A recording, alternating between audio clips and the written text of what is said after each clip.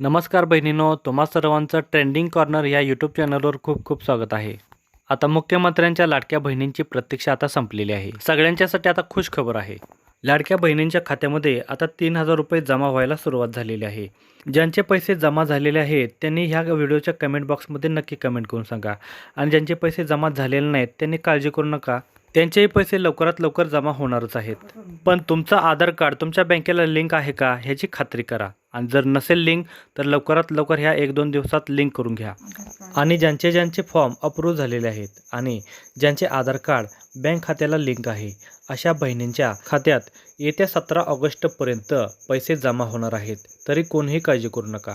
पैसे खात्यात जमा झालेले आहेत. लाडकी बहीण योजनेचे पैसे खात्यात जमा झालेले आहेत. अनेक लाडक्या बहिणींच्या खात्यावर पैसे जमा झालेले आहेत. 2 महिन्यांचे 3,000 रुपये खात्यात जमा होण्यास सुरुवात झालेली आहे.